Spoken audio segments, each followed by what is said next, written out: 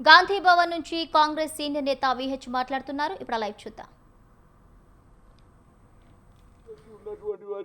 నీ నాటకం తెలుసుకొని నువ్వు ఎన్ని ప్రయత్నాలు చేసినా అది చెన్నైలో ఓడిపోయావు, తమిళనాడులో ఓడిపోయావు, అదేవిధంగా కేరళలో కూడా ఓడిపోయావు.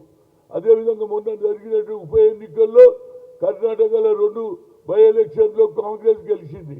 ఇప్పటికన్నా నరేంద్ర మోడీ అగ్రకులాలు ఉన్నటువంటి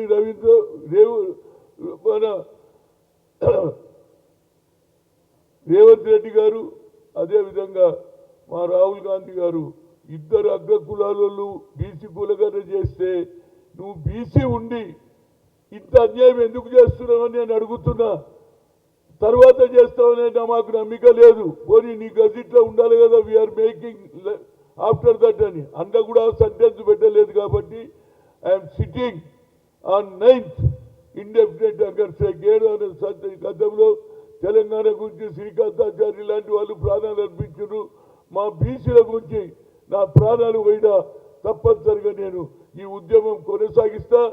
తప్పనిసరిగా చనిపోయేదానికైనా పర్వాలే, కానీ వచ్చే తరం వారికి ఎక్కువ సంఖ్యలో ఉన్నటువంటి బీసీలకు అన్యాయం చేస్తున్నటువంటి నరేంద్ర మోడీ, నీకు నువ్వే ఓబీసీ అంటావు, నా గానుగ కులం అంటావు, కానీ నువ్వు బీసీలకు ఏం చేయవు.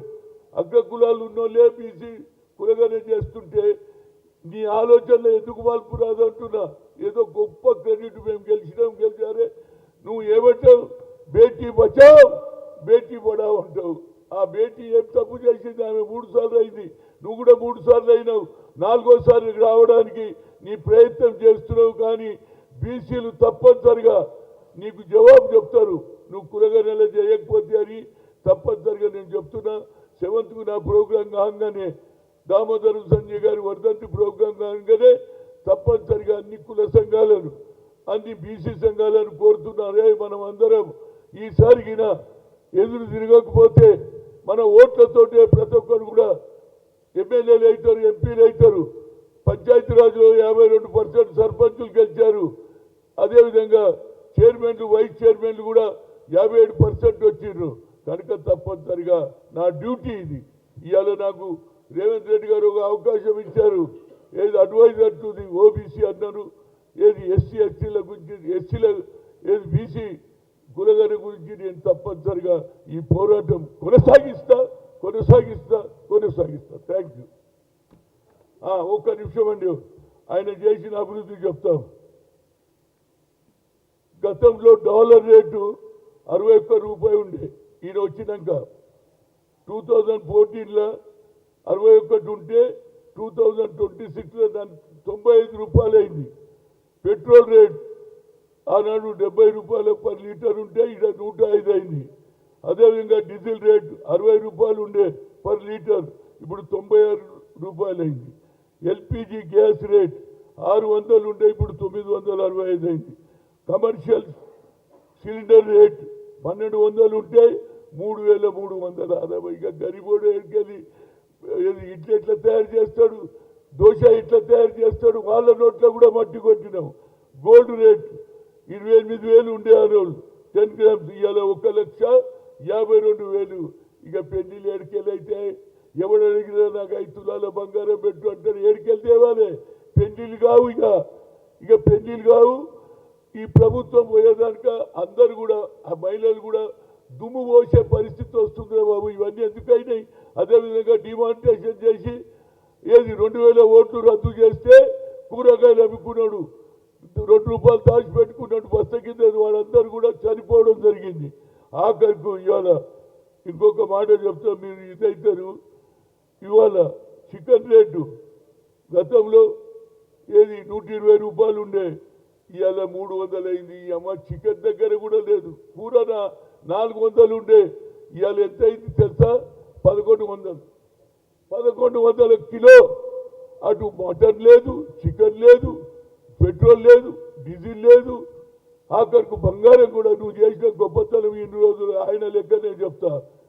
2014లో ఏది పెట్రోల్ 61 ఉండే, అదేవిధంగా ఎల్పిజి 600 ఉండే.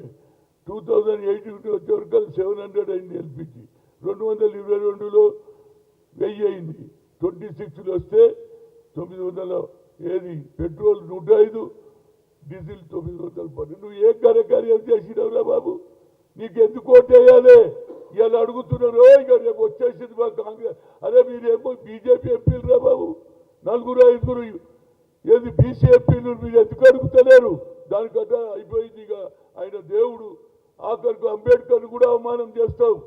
మీ అమిత్ షా 6 సార్లు అంబేద్కర్ పేరు ఎత్తి, అరే దేవుడినన్నా పూజ చేస్తే మీరు స్వర్గానికి పోతారే, అంబేద్కర్ మా దేవుడు రా, దేవుడు. ఆయన పొడుగు బలైన వర్గాలకు చాలా ఆయనను కూడా అవమానం చేస్తారు. కాబట్టి తప్పనిసరిగా మా కులగన జరిగే వరకు మా పోరాటం కొనసాగిస్తాం. ఈ రేట్లు పెంచి నువ్వు ఏ అభివృద్ధి చేసినావు చెప్పు, ఎన్ని అభివృద్ధి చేసినావు మాట్లాడితే 25 కోట్ల మందిని అప్లిమెంట్ చేసిన అంటాడు. ఏడు చేసినావు రాబోయ్, బిలో పావర్టీ వాళ్ళు చేసిన లెక్క చెప్పేందుకు లేదు. ఇక ఎగిరిపోతున్నారు బీజేపీ నాయకులు. ఎగిరేది కాదురా బాబు, మీరు వచ్చిన తర్వాత ఏం అభివృద్ధి చేసిండ్రు, ఏ పేదవానికి సాయం చేసిండ్రో చెప్పండి. పెట్రోలు, డీజిల్ ఇవాళ నువ్వే ట్రంప్ తోటి ఆనాడే యుద్ధం ఆపినుంటే ఈ పంచాయతీ లేదు. అదే మన దగ్గర పాకిస్తాన్ వాళ్ళు యుద్ధం చేసినప్పుడు ఆయన ఆపిండా లేదా?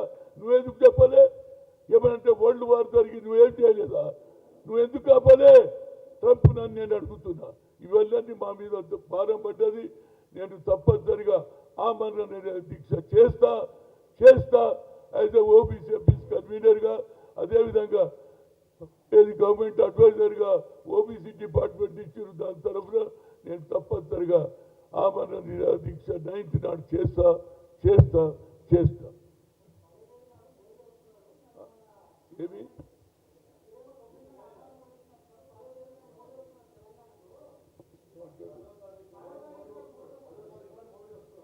10వ తారీఖు అందుకుంటే 8వ తేదీ వరకు నాకు రిప్లై ఇస్తే అక్కడ చెక్ చేయ.